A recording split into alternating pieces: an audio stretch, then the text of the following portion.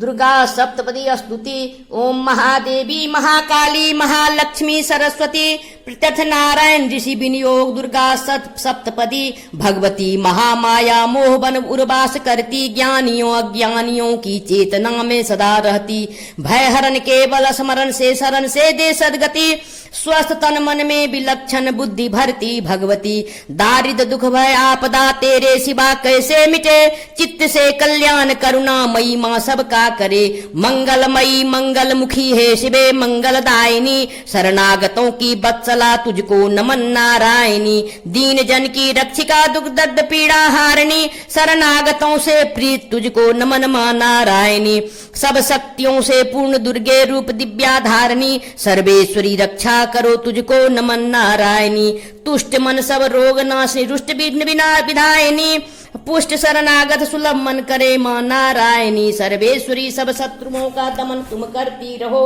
लोकत्रयी कर दूर बाधा शांति मन भरती रहो इति दुर्गा सप्तपदी संपूर्णम महाकाली महालक्ष्मी महासरस्वत्यै नमः।